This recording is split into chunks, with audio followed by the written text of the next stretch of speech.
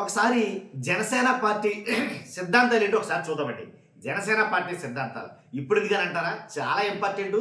ఎందుకంటే జనసేన పార్టీ నుంచి ఇద్దరిని బయటికి గెంటేశారు. అదే ఇద్దరు బయటికి వెళ్ళిపోయారు. ఎవరెవరంటే కనుక అడ్వకేట్ లాయర్ గారు ఎవరైతే ఉన్నారో రజనీ గారు, అలాగే బొలిశెట్టి సత్యనారాయణ గారు, వీళ్ళిద్దరూ బయటికి వెళ్ళిపోయారు జనసేన పార్టీ నుంచి ఈ రీసెంట్గా.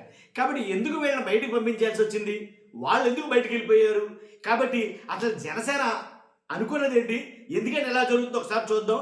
ఏంటంటే జనసేన పార్టీ సిద్ధాంతాల్ని ఒక్కసారి చూస్తే కనుక కులాలను కలిపే ఆలోచన విధానం అన్నమాట. ఒకటి, కుల ప్రస్తావన లేని రాజకీయం చేస్తారని చెప్పి పవన్ కళ్యాణ్ గారు చెప్పారు. జనసేన సిద్ధాంతాల్లో కూడా అది కూడా ఉంది. తర్వాత మతాల ప్రస్తావన లేని రాజకీయం, అర్థమైందా? తర్వాత భాషలను గౌరవించే సాంప్రదాయం, సంస్కృతులను కాపాడే సమాజం, ప్రాంతీయతను విస్మరించని జాతీయవాదం, అవినీతిపై రాజీ లేని పోరాటం, పర్యావరణాన్ని పరిరక్షించే అభివృద్ధి ప్రస్థానం. ఇవి జనసేన పార్టీ సిద్ధాంతాలని ఫస్ట్ క్లాస్ ఉన్నారు. జనసేనలో ఎంతమందికి తెలుసో తెలియదు, కానీ ఇవి జనసేన సిద్ధాంతాలు. ఇవి జనసేన సిద్ధాంతాలు అలా ఉంచితే కనుక నిజం మాట్లాడితే తప్పేంటి? లాయర్ రజనీ గారు మాట్లాడిన నిజం, ఆవిడ మాట్లాడిన నిజం మాట్లాడితే తప్పేంటి? ఎందుకని పార్టీ నుంచి బయటకు గెంటేసినట్టు? ఒక అధికార ప్రతినిధిగా ఆవిడ మాట్లాడింది ఏమని? ఏదైతే అంబటి రాంబాబు గారి ఇష్యూ ఉందో, ఆ అంబటి రాంబాబు గారి ఇష్యూలో అసలు తప్పు ఎవరిది అని ఆవిడ మాట్లాడింది. అక్కడ ఫ్లెక్సీ కట్టింది ఎవరు? అసలు ఆ ఫ్లెక్సీ కట్టడానికి అసలు ఎవరు పర్మిషన్ ఇచ్చారు? ఆ ఫ్లెక్సీ కట్టడం మొదటి తప్పు.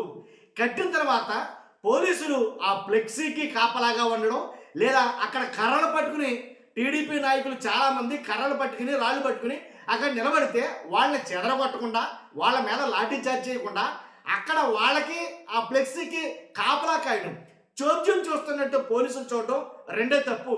ముందు కేసులు పెట్టడం వస్తే కనుక ఫస్ట్ ఆ ఫ్లెక్సీలు కట్టినటువంటి వాళ్ళ మీద కేసులు పెట్టాలి. రెండు, పోలీసులు ఏమీ చేయకుండా ఆ నిలబడిపోయి కర్రలు పట్టుకుని గుమిగూడున్న జనాన్ని అలా చూస్తూ ఉన్న వాళ్ళ మీద కేసులు పెట్టాలి. కర్రలు పట్టుకొచ్చిన వాళ్ళ మీద కేసులు పెట్టాలి. ఏంటి, ఎవరైతే దాడి చేశారో అంబటి రాంబాబు మీద, ఆయన మాజీ మంత్రి అంబటి రాంబాబు గారి మీద ఎవరైతే దాడి చేశారో వాళ్ళ మీద కేసులు పెట్టాలి. ఇది రజనీ గారు మాట్లాడినటువంటి మాటలు, లాయర్ గారు మాట్లాడిన మాటలు. ఇది జనసేనకి నచ్చలా. నిజమండి, జనసేన పార్టీకి నచ్చలా. పవన్ కళ్యాణ్ గారికి నచ్చలేదు, ఎవరికి నచ్చలేదు. అధికార ప్రతినిధిగా ఆవిడైతే కనుక తప్పించారని వార్తలు వస్తున్నాయి. ఆవిడ కూడా చెప్పింది, ఇక నేను పార్టీ అధికార ప్రతినిధి అయితే పార్టీ అధికార ప్రతినిధిగా అయితే ఉండబోవడం లేదు. నన్ను అంటే మిమ్మల్ని వెళ్ళిపోమన్నారా, మిమ్మల్ని తీసేశారా అని అడిగితే కనుక ఇంకా మ్యాక్సిమం అదే జరిగినట్టు లెక్క అనేది ఆవిడ చెప్తుంది. ఒక్కసారి మీరు అంటే లాయర్ గారు అసలు ఏం మాట్లాడారు, ఎందుకు ఆవిడ్ని పార్టీ నుంచి పక్కకు తప్పించాల్సి వచ్చింది, నిజం మాట్లాడితే తప్పేంటి అనేది నాకు అర్థం కాదు. కాబట్టి అంటే మన పార్టీ సిద్ధాంతాలు ఏంటి, మన సిద్ధాంతం ఏంటి అంటే పవన్ కళ్యాణ్ గారు కోపమిచ్చి వెళ్ళిపోయారంట, అలిగి వెళ్ళిపోయారంట. కారణం ఏంటి అంటే మీరు ఏం మాట్లాడలేదండి అసలు. అంబటి రాంబాబు గారి విషయం మీద మీరు ఎందుకు మాట్లాడటం లేదు అని పవన్ కళ్యాణ్ గారు మంత్రులు, ఎమ్మెల్యేలు చాలా మంది ఇదే డిస్కస్ చేశారంట. వాళ్ళు ఎవరు మాట్లాడలేదని కోపం చెల్లిపోయాడంట ఆయన. అసలు ఏం జరుగుతుంది అసలు ఆ జనసేన పార్టీలో, అసలు ఎందుకు ఆ పార్టీ పెట్టారు, అసలు ఆ పార్టీ ముఖ్య ఉద్దేశం ఏంటి, ఇప్పుడు ఎలా ఆ పార్టీ ఆటోమేటిక్గా యూటర్న్ తీసుకుని వెళ్తుంది అనేది చూద్దాం. ఫస్ట్ రజనీ గారు ఏం మాట్లాడారో ఒకసారి విందాం. మాట్లాడినందుకు ఆవిడ పరిస్థితి ఏమైందో ఒకసారి అది కూడా విందాం. రెండు వీడియోలు, ఈ రెండు వీడియోలే వాళ్ళకి వాళ్ళ ఏదైతే పార్టీలో ఉన్నాయో వాళ్ళ రాజకీయ భవిష్యత్తుకి చరమగీతం పాడిన ఆ రెండు వీడియోలు అని చెప్పాలి. అంటే వాళ్ళ రాజకీయ జీవితానికి పులిస్తా పెట్టిన వీడియోలు. అంటే నిజాలు మాట్లాడితే ఏం జరుగుతుంది అనేది బెస్ట్ ఎగ్జాంపుల్. ఒకసారి ఆ వీడియో పెడతాను, ఈ వీడియో కట్ చేయి. సార్, చాలా ఇబ్బందులు ఫేస్ అవుతున్నాను. పార్టీలోంచి పక్కకు వెళ్ళిపోవాల్సిన పరిస్థితి వస్తుంది. అయినా సరే ఆ ధర్మాన్ని నేను కాపాడుకుంటాను సార్. జనసేన అభిమానిగా మాట్లాడాను. ఇవాళ నుంచి అధికార ప్రతినిధి అనే క్యాడర్ నాకు లేదు సార్. వాళ్ళు చెప్పేశారా, మీరు దాన్ని మీరే అనుకుంటున్నారు అధికార ప్రతినిధి కాదు? వాళ్ళు చెప్పడం ఏంటంటే దీన్ని కట్ చేసేస్తే మీరు పార్టీలో కొనసాగుతారు, దీని గురించి మాట్లాడేటట్టయితే మీరు పార్టీలో నుంచి బయటకు వెళ్ళిపోండి. దీని గురించి అనుకున్నారు కాబట్టి మీరు అభిమాని ఇంకా అంతే సార్, అంతే సార్. వాళ్ళందరూ వాళ్ళు సస్పెండ్ చేయలేదు, దీని గురించి మాట్లాడకూడదు. మాట్లాడేటట్టయితే మీరు చెప్పేసేయండి అధికార ప్రతినిధిలోంచి బయటకు వెళ్ళిపోతున్నానని. అందుకనే మీ ద్వారా ప్రేక్షకులకి చెప్తున్నాను సార్, ఈ రోజు నుంచి రాష్ట్ర అధికార ప్రతినిధి పదవి నాది కాదు, ఒక న్యాయవాది. మనం అడగాలి, ఆయన చెప్పేసినారు కదా, మీడియాని పిలిపించి ఆయనే చెప్పాడు అన్న మాటకి అది కూడా మీరు రెచ్చగొట్టి అన్నారని మళ్ళీ ఇప్పుడు ఎందుకు మొట్టడి చేస్తున్నారు? ఏం చెప్పాలి మీకు క్షమాపణ? అప్పుడు చెప్పింది కాక మళ్ళీ ఇంకోసారి చెప్పాలా? లేకపోతే చంద్రబాబు గారి ఇంటికి వెళ్ళి చెప్పాలా? తప్పు జరిగింది, క్షమాపణ చెప్పారనక కర్రలు తీసుకుని రోడ్ల మీదకి వచ్చే సంస్కృతి ఎప్పుడు నేర్చుకున్నారు? ఎప్పుడు నేర్చుకున్నారు? ఇది తప్పు కదా, దీని మీద కదా కేసు కట్టాలా? ఫస్ట్ మీరు కదా రాళ్ళేసింది కార్ల మీదకి, మీరు కదా బూతులు తిట్టింది, తర్వాత కదా బయటకు వచ్చి ఆయన ఒక్క మాట మాట్లాడాడు. వాళ్ళ వర్గం ఏమన్నా కర్రలు తీసుకొని వచ్చారా, కత్తులు తీసుకొని వచ్చారా?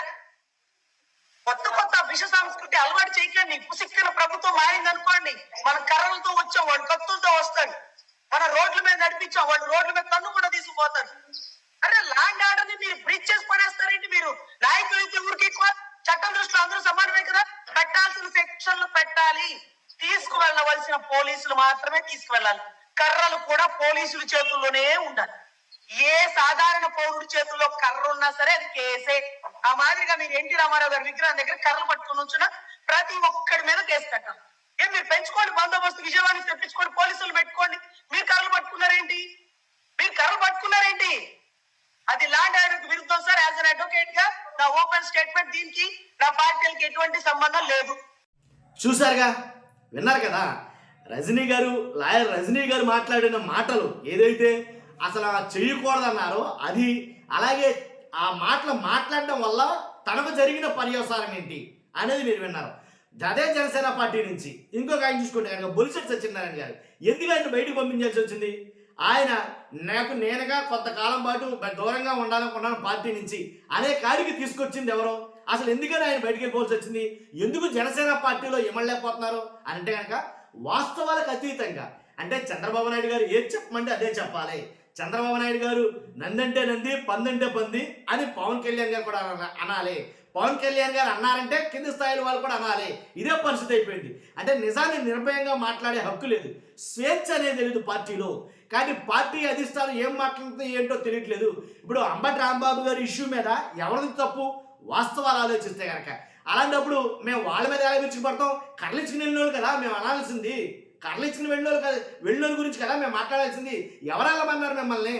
ఎందుకని కర్లించుకుని వెళ్ళారు? అసలు బ్యానర్లు ఆ రకంగా కట్టి విద్వేషాలు రెచ్చగొట్టేటట్టు బ్యానర్లు ఎవరు కట్టమన్నారు? అసలు ఆ ఫ్లెక్సీలు ఎవరు పెట్టమన్నారు? అసలు అని జనసేనలో కూడా కొంతమంది నాయకులు విమర్శిస్తున్నారట.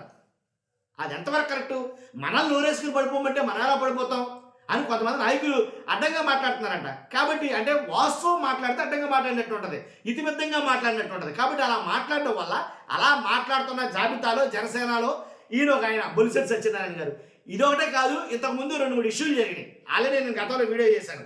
ఇది ఆయన అసలు బయటికి వెళ్ళిపోవడానికి కారణం ఏంటంటే జనసేన పార్టీలో పదవుల పంపకం ఏదైతే ఉందో కూటమిలో, ఆ పదవుల పంపకం ఏదైతే 30% అన్నారో అసలు జరగడం లేదు.